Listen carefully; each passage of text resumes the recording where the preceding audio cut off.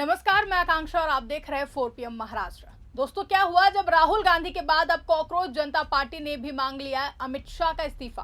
कैसे अभिजीत दीपके ने धर्मेंद्र प्रधान के बाद अमित शाह को बनाया निशाना और कैसे राहुल गांधी के समर्थन में उतरी कॉकरोच जनता पार्टी। दरअसल धर्मेंद्र प्रधान के इस्तीफे के बाद अब गृह मंत्री अमित शाह अगले टारगेट बनते जा रहे हैं।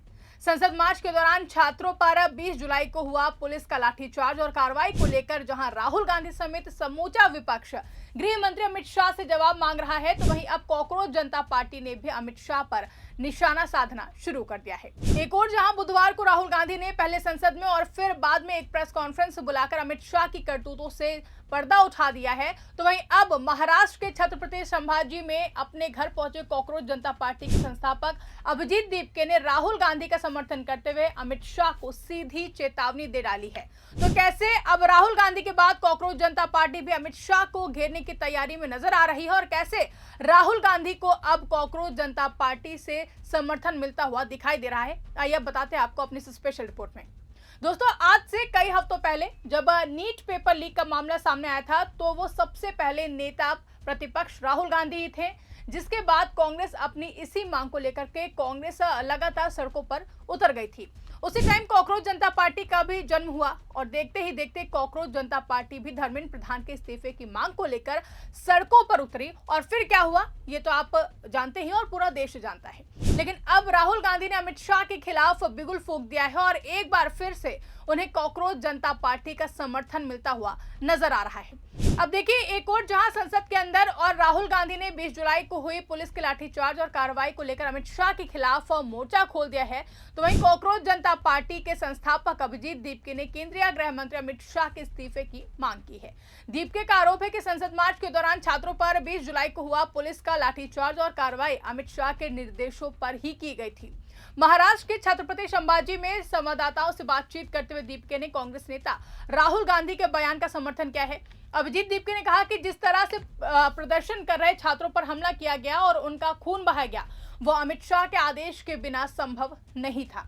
इसके साथ ही अभिजीत दीपके ने खुलासा किया कि उन्हें बीजेपी ज्वाइन करने की धमकियां मिली हैं। उन्होंने कंगना के गटर वाले बयान पर भी जोरदार जवाब दिया है, आप खुद सुनिए। सर, आज आपको बीजेपी की तरफ से कोई ऑफर हुई है ज्वाइन करने के लिए? अब तक धमकियां बहुत मिली कि बीजेपी में आ जाओ, अच्छा रहेगा तुम्हारे लिए, तुम्हारे परिवार के लिए। तो मुझे तो मतलब बहुत शर्म आती है कि इतने बड़े प्रधानमंत्री, इतने बड़े अमित शाह, उनके पोते की उम्र का मैं हूँ, उनके पोते की उम्र के बच्चों को इस तरह की धमकियां देते हैं।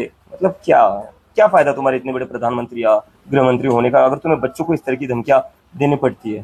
कंगना रनावत की बात जनरेशन आप पूरी खराब कर रहे हैं, जेनजी जनरेशन आप पूरी खराब कर रहे हैं, उनका कल्चर बिगाड़ रहे हैं इस आंदोलन के माध्यम से। अगर डेमोक्रेसी के लिए लड़ना संस्कृति खराब करना है, अगर सरकार से सवाल करना संस्कृति को खराब करना है, अगर अपने फ्यूचर के लिए लड़ना संस्कृति को खराब करना है, और अगर अपनी पढ़ाई के लिए लड़ना संस्कृति को खराब करना है, तो हम संस्कृति खराब कर रहे हैं। और मैं कहना चाहूंगा बाबा रामदेव जी से कि सर, पतंजलि के जो फॉल्टी प्रोडक्ट्स बन रहे हैं ना, वो जो खराब हो रहे हैं, पहले उस पर ध्यान दीजिए। उस पर तो सुप्रीम कोर्ट भी बोल रही है उनको बैन कर दो। वो जो आपकी खराब प्रोडक्ट्स है, पहले उस पर ध्यान दीजिए आप। संसद में कल जो है राहुल गांधी ने डिमांड की अमित शाह जी का इस्तीफा। किसके कहने पे गोलियां चलाई गई, उसका जवाब मांग रहे थे, आप क्या कहेंगे? मुझे लगता है इसका आंसर तो बहुत ही क्लियर है। अमित शाह जी के कहने पर ही गोलियां चली होंगी। दिल्ली पुलिस जो रिपोर्ट करती है वो अमित शाह जी को ही करती है, और अगर अमित शाह जी को इसका पता नहीं होगा तो फिर तो होम मिनिस्टर का फेलियर है। लेकिन वही बीजेपी की ओर से बयान आ रहा है कि किसी भी तरीके की गोलियां चलाई नहीं गई, प्रोटेस्ट पैलेट गन्स चलाई गई है, लोग अंधे हुए हैं। पैलेट गन्स मैंने खुद देखी है चलाते हुए, हॉस्पिटल में क्रिटिकल थे वो पेशेंट्स।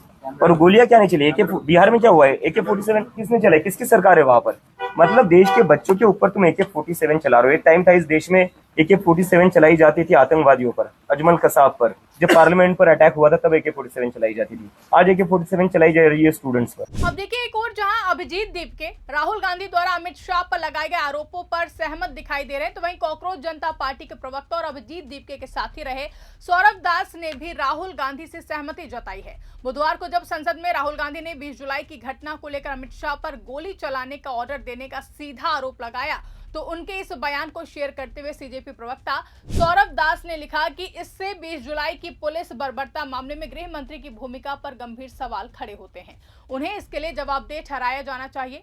हर एक जीवन अनमोल है। गृह मंत्री के आदेश पर एक छात्र की जिंदगी भर के लिए आंखों की रोशनी चली गई। अब सरकार जवाब दे।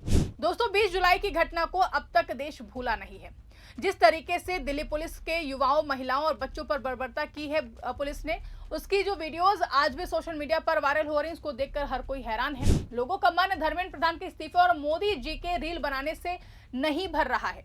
देश जवाब चाहता है। विपक्ष संसद में लोगों के सवाल उठा रहा है, लेकिन अब तक ना तो गृह मंत्री अमित शाह की तरफ से कोई जवाब आया है और ना वो खुद कहीं किसी को नजर आ रहे हैं। राहुल गांधी ने सदन में मंगलवार को अमित शाह पर छात्रों पर गोली चलवाने का आदेश देने का आरोप लगाकर संसद में कोहराम मचा दिया है, जिसके बाद उन्हें आगे बोलने ही नहीं दिया गया, जिसके चलते राहुल गांधी का बयान अधूरा रह गया। वहीं अपने बयान को पूरा करने के लिए उन्होंने शाम को एक प्रेस कॉन्फ्रेंस बुलाई और फिर एक बार अपने आरोपों को दोहराते हुए उन्होंने कहा कि छात्र आंदोलन के दौरान पुलिस फायरिंग और पैलेट गन के इस्तेमाल के लिए केंद्रीय गृह मंत्री अमित शाह जिम्मेदार हैं। अपनी बात रखने के दौरान उन्होंने सीधे अमित शाह से इस्तीफे की मांग कर डाली है। उन्होंने कहा कि या तो गृह मंत्री ने पैलेट गन चलाने का आदेश दिया या फिर उन्हें इसकी जानकारी ही नहीं थी। राहुल गांधी ने कहा कि दोनों ही स्थिति में अमित शाह को पद पर बने रहने का अधिकार नहीं है। उन्होंने ये भी कहा कि दिल्ली पुलिस गृह मंत्रालय के अधीन काम करती है, इसलिए जवाबदेही तय होनी चाहिए। तो ये हमने रेज किया और हमने सवाल पूछा, ये कौन करवाया, ये करवाया किसने, ये हुआ कैसे। सिंपल सी बात है, यह व्यक्ति अमित शाह जी होम मिनिस्टर हैं। पैलेट गन की यूज, लीथल फोर्स की यूज बिना होम मिनिस्टर के परमिशन लिए नहीं किया जा सकता है। हमने भी सरकारें चलाई हैं, हम जानते हैं कि अगर गोली चलाने की बात आती है, पैलेट गन की यूज की बात आती है, तो द लास्ट कॉल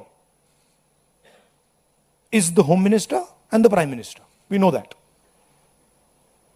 तो either the home minister इन्होंने ऑर्डर किया,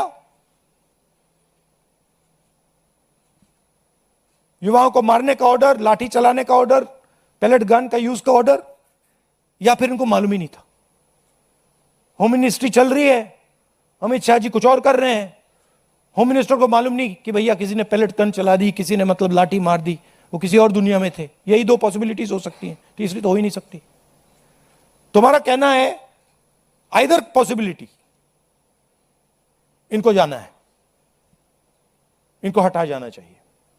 तो अब सवाल सिर्फ एक प्रदर्शन या फिर एक राजनीतिक आरोप का नहीं रह गया है, बल्कि जवाबदेही का बन चुका है। एक तरफ राहुल गांधी लगातार अमित शाह से इस्तीफे की मांग कर रहे हैं, तो वहीं दूसरी तरफ अब कॉकरोच जनता पार्टी भी उसी मांग के साथ खुलकर मैदान में उतर आई है। धर्मेंद्र प्रधान के इस्तीफे के बाद विपक्ष और छात्र संगठनों का दावा है कि अब अगला निशाना गृह मंत्री अमित शाह हैं।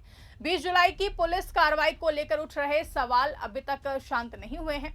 जिन छात्रों की आंखें घायल हुई हैं, जिन पर लाठियां चली हैं, जिनके वीडियो आज भी सोशल मीडिया पर वायरल हैं, उनके परिवार अब भी जवाब का इंतजार कर रहे हैं। लेकिन गृह मंत्री अमित शाह की तरफ से अब तक कोई भी स्पष्ट सफाई सामने नहीं आई है। ऐसे में विपक्ष का दबाव लगातार बढ़ता जा रहा है। अब देखना होगा कि क्या सरकार इन सवालों का जवाब देती है या फिर ये मुद्दा आने वाले दिनों में और भी ज्यादा बड़ा राजनीतिक तूफान बनकर उभरता है। इस पर आपकी क्या राय है, कमेंट करके हमें जरूर बताइएगा। अगर वीडियो पसंद आई हो तो उसको ज्यादा से ज्यादा लाइक करें, शेयर करें, चैनल को सब्सक्राइब करना ना भूलें और देखते रहिए 4PM महाराष्ट्र। धन्यवाद।